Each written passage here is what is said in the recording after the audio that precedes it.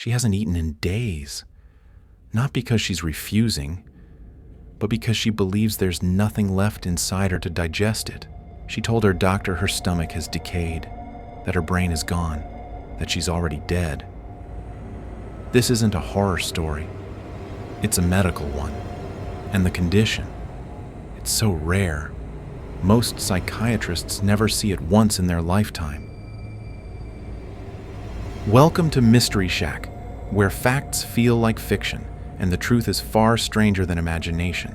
If it's bizarre, unexplained, or just plain disturbing, we go there. You're not just watching a video, you're stepping into a hidden corner of reality. Let's begin. Cotard Syndrome, also called walking corpse syndrome, is a rare psychological disorder where a person genuinely believes they are dead. Not metaphorically, not symbolically, literally dead. Some believe their organs have rotted. Others are convinced they no longer exist at all. This isn't depression. It isn't delusion in the abstract. It's a complete breakdown of reality. Patients may say, "I have no blood. My heart has stopped. I am in hell." And disturbingly, many of them act like it's true. In extreme cases, they stop eating, stop talking. They fade away while still alive. This condition falls under nihilistic delusions, the belief that the self, or parts of it, simply no longer exist. But what makes Cotard Syndrome so chilling is its total, unshakable conviction. You can't convince them they're alive, because from their perspective, the truth already died. The name Cotard's Syndrome comes from a French neurologist, Jules Cotard.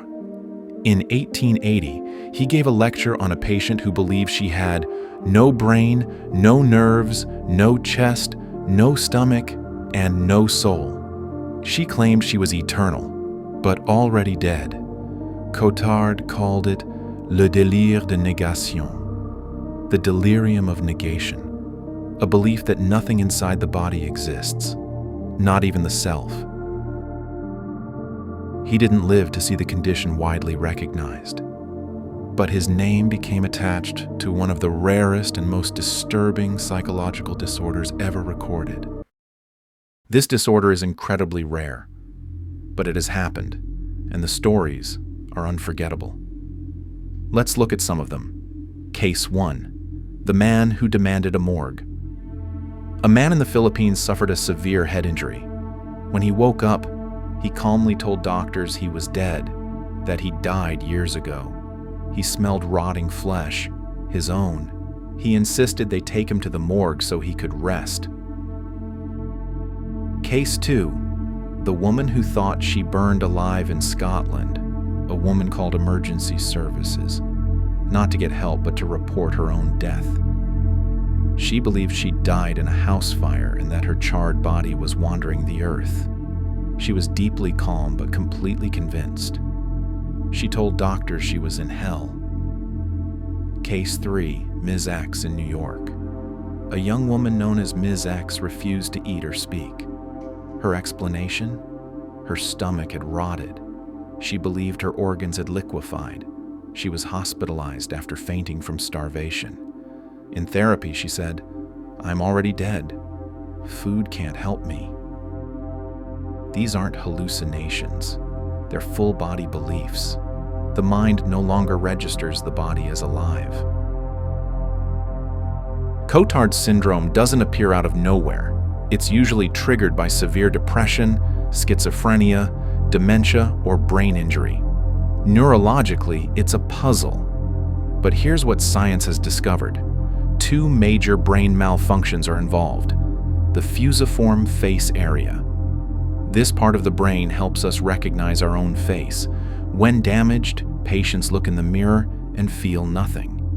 That emotional emptiness becomes evidence that the person they see isn't alive. The parietal lobe. This region helps you locate your body in space and register physical presence. Damage here leads to intense disconnection. Patients feel like they're floating, outside themselves. The result? A person sees themselves, but doesn't feel themselves. So the brain builds a story that fits. I must be dead. Patients with Cotards don't always panic. In fact, they're often eerily calm. They walk, talk, sit, quietly convinced they're a corpse. But beneath that calm is a total detachment from reality. Some say they're immortal because they can't die again. Others believe bugs are crawling inside their organs. A few ask to be buried alive. In one case, a woman demanded to be sent to a crematorium.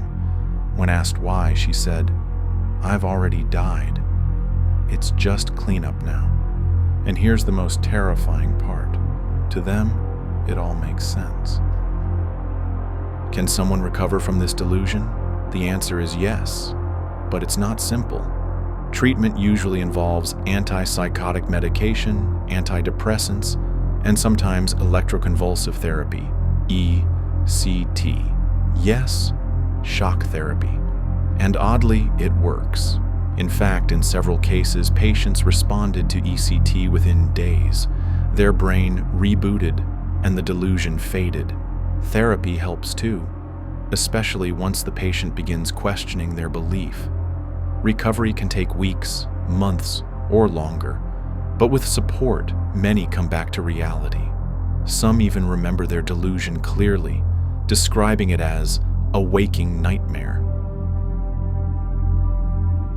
Most mental illnesses warp your view of the world, but Cotard's doesn't just distort reality, it erases it.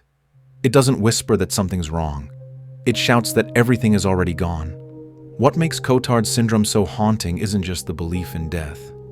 It's the complete surrender to it. No panic, no resistance, just emptiness. An eerie acceptance of a truth that isn't real, but feels more real than anything else. It's like watching yourself disappear, not physically, but existentially. You feel your name fading. Your past feels fictional. Your reflection means nothing. You're not just detached from life. You're divorced from it.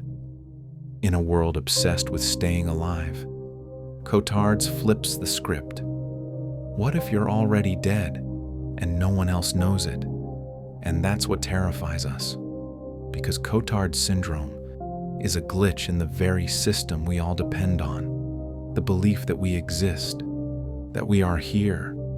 And once your brain pulls that plug, what are you really? Just a shadow. Reality is fragile, and if Cotard Syndrome proves anything, it's that even life itself can feel like an illusion.